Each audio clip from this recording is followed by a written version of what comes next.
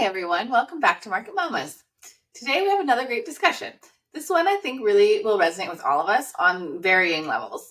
It revolves around the question, why is self-control required for day trading? Yes, this topic is certainly one that we have encountered as we've progressed deeper into our trading. We all know the important role of self-control and how it plays in our everyday lives. From all the habits to taking care of our bodies, nutrition, exercise, activities that energize us, sleep routine, spirituality, personal relationships, and work responsibilities. The list just goes on and on. These habits and choices, have been a constant work in progress for most of us our whole lives. I don't think I've ever met one person that's just been completely satisfied, where they're at with all those areas. And that's a really good thing. It's actually a great thing because it allows us to recognize that there's always room for improvement and that we can foster better self-control. I'm sure many can agree that the more years we're blessed to be granted, the more we want to show up and live full out in them.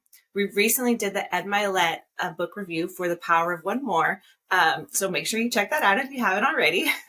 But he is also just known for the really strong high performance theory and another book called Max Out Your Life. To be honest, the only way we can really step up and into that kind of living is by mastering self-control. This is a universal struggle, no matter what you do or where you're from. When you get to the core issue and, any resistance in your life, you can always break it down and recognize that it is an inside job that needs to be taken on. However, self-control is complex, like most topics we discuss here on Market Mamas. Two things can be simultaneously true at once, and self-control can look different for different scenarios. Sometimes we need more control in a particular area, and other times the best approach is to relinquish control in a particular situation.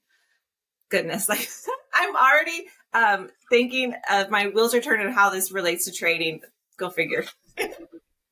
Everything for us. Right. Yeah. Self-control has really been a big part of our developing ourselves since childhood, really. I know I've learned the importance of it over time and with real experience, as with so many important lessons in life. There's always like a hindsight component that does over time. It helps us to make better choices for our future. The power of disgust, we mentioned that one in our previous episode about the best loser wins. So that's a powerful force for change, and it kind of relates. And I can certainly attest to the feeling of disgust after making poor choices that I have most certainly propelled me to make better choices in the future. You do something that you instantly regret it and you're like, that wasn't worth it. Well, you learn from it, right? So I recently read this phrase, like a muscle, the more you exercise self-control on a consistent basis, the stronger you get. As your self-control increases, the more you gain the ability to direct your life in a manner that is congruent with the true you. So that was a great visual for me to compare like your control over yourself strengthening a muscle over time, because I get that, it does take months of consistent physical effort to transform, especially the outward appearance of a muscle. And so similarly, it's the same with a personal practice with a real life action outcome. I love the second part of that statement too. With greater self-control comes a stronger ability to guide your life with the choices that you make and the subsequent developments. So, like in this way, we really do have the power to create our life in the image that we have for our truest self. Like we have that power. Okay, that is powerful for sure. Much like some of the other important topics that we have covered, this is one that could definitely use some purposeful reframing to better service. Self-control is a large component of personal discipline, and as the awesome coach Amy covered so well in her interview recently with us, again, if you haven't watched that, please do. Discipline does not need to be looked at as a punishment, but rather a gift we can give ourselves and we are worthy of. Self-control is embedded right into that larger discussion, and it's essentially much of the same elements. It's not about denying yourself, but about making conscious choices that will actually let you have more of whatever it is that you're after. So earlier this week, I was chatting with Becky about how I was so hungry after, running my morning miles. And so she replied, it's breakfast time. And my response was, yep, it'll be my second breakfast for today. And at that moment, I realized that in previous years of my life, when I did not have, the self-control to consistently run and, work out and exercise, I would sometimes, usually, if I'm being honest, have, lots of guilty feelings about food. And a second breakfast, like, would have just never been welcomed. However, the way I maintain my body now, I feel great about eating. I enjoy it. Even the occasional, Takis and tequila time. I know that I will have enough self-control to balance my overall healthy diet and maintain the physical fitness standards that I have set for myself. And you know what that does? It bleeds over to other areas, and it gives me a healthier mindset. So now that inner voice says, go girl, live your best life in your best body, not a perfect one, but a well taken care of and loved. So in addition to all that greatness, of course, it's no surprise that the convo ended with me telling Becky, dude, that's a great analogy for trading. When we exercise enough self-control to follow our discipline in our process, we get to enjoy more, trading more, and not experience guilt from it. Yes. That's such a good example. And like naturally, it's like, oh, it fits with training too.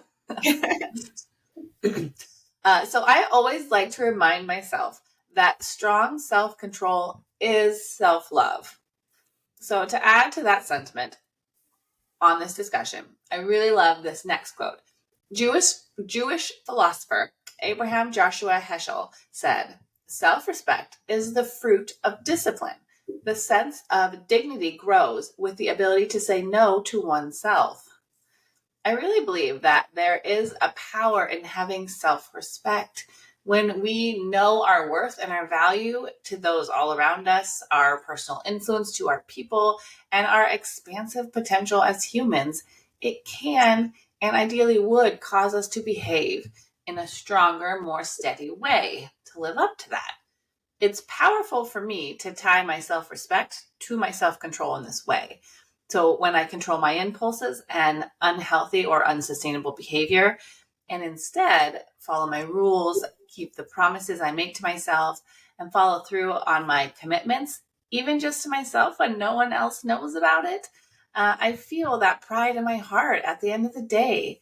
So, for example, like when I only execute a trade when I see my ideal setup at my level, or if a trade goes against me, I don't deepen my stop, but I take the hit when it's still small and manageable. These individual choices inside of one trading day are really kind of building me up. They are me proving to myself that I am trustworthy, dedicated, honest, and really committed, so that these choices to control myself and the riskier possibilities are actually strengthening my self-respect and confidence every time, each day. And so this, over days, weeks, months, that compounds. In fact, this evolution for me personally has really indeed aided me in getting to the most profitable season yet as a trader. And so it really does make a difference what you do every day. Yes, improved self-respect emerging out of strong self-control is a wonderful thing for sure. That is certainly something I repeat often in my training when asking myself, did I respect myself and miss market today? There's definitely this undeniable energy that you start to recognize in yourself the longer you trade. I really like the way that psychologist Lawrence D. Steinberg put it. Self-regulation is a better indicator of success than intelligence or talent. We love that so much because we have seen it in action. It's quite common for very wicked smart traders to continually boom and bust due to poorly managed emotions or psychological shortcomings. I know multiple people, and myself included, who share in the sentiment of not understanding how we can be so great in other areas and other arenas of our life, yet it feels like we keep falling short in mastering trading. You could be very intelligent and understand a strong and generally effective trading system, but developing an edge and a strong read, it's just not enough. If you can't control, the dangerous behaviors, one bad trading session can set you back a great deal of process. And even worse, if those types of behaviors, are allowed to become habits, then it just will be very hard to truly succeed with trading over time.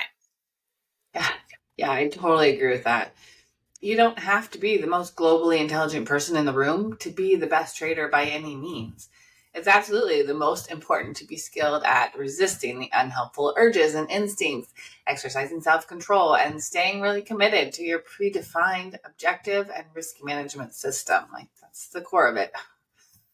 It was the wise Napoleon Hill who expressed this really well, stating, "Self discipline starts with the mastery of your thoughts.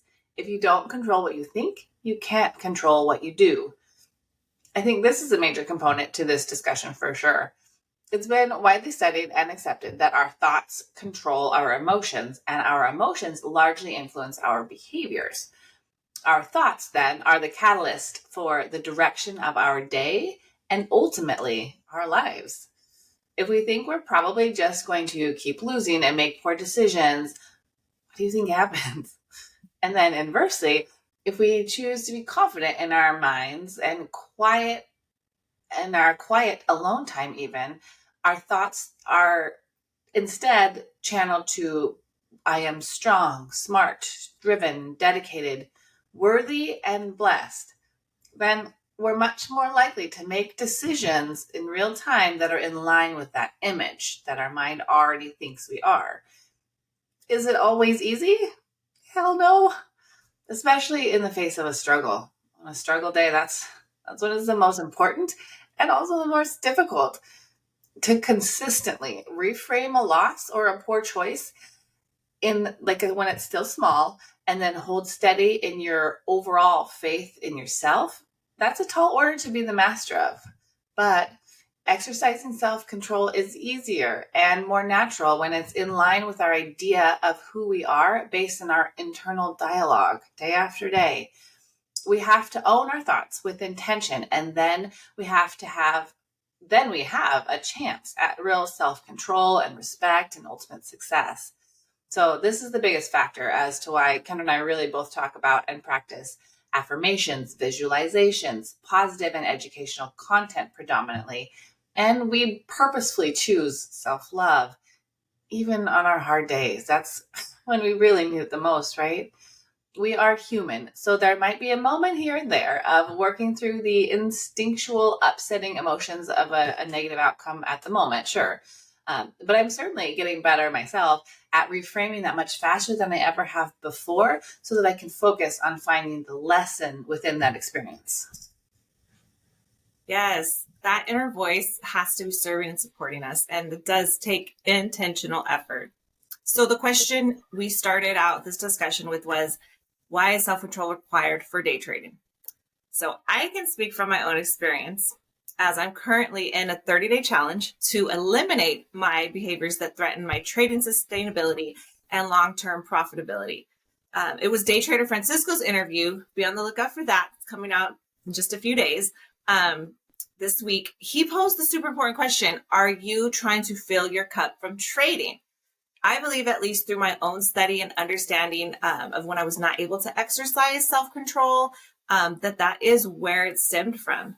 Because I've certainly had seasons where I had no problem accepting a trading session outcome, sitting out when I knew that I did not have a real opportunity present, sharing my trade executions for feedback and accountability with my trading community, and so on. So when these were no longer the way I was showing up and running my business day to day, I had to, get real, be humbled, and get back to the real work of trading. And as Becky has said, being a risk manager is first and foremost the most important. So the down and dirty of it is simple. You can be a super smart and fully conceptually understand a trading edge in your market, and still be a losing trader if you don't consistently exhibit self-control. Furthermore, if you're internalizing the normal losses and off days that are just part of the variance of all this, then because you're trying to fill your cup, or prove something, then those impulses and urges to revenge trade, to be fearful, to have greed, they will just more easily come out. And then the battle with this market, it's going to be red. It's going to be rough. And you will lose even when you temporarily win. Well said. It's kind of cut and dry, right? So we really are in charge of our destinies. And so many choose to keep it simple and cruise through life, never really testing their true potential. But if we really can create the most magnificent lives and positively impact so many beyond our immediate family with that kind of evolution, that sounds pretty incredible to me, to both of us, you know? It was the ancient Chinese philosopher Lao Tzu who was quoted saying, "He who controls others may be powerful, but he who mastered himself is mightier still." I love that for so many reasons. But to just focus on this topic of that, I appreciate how he really puts us in the driver's seat of our destinies. When we can master our behaviors and emotions and then truly guide our outcomes and trajectory in life, there doesn't need to be a limit on our potential.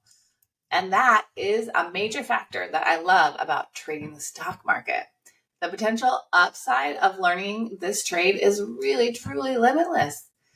I intend to keep my priorities on managing what I can control and growing with every experience and opportunity each day.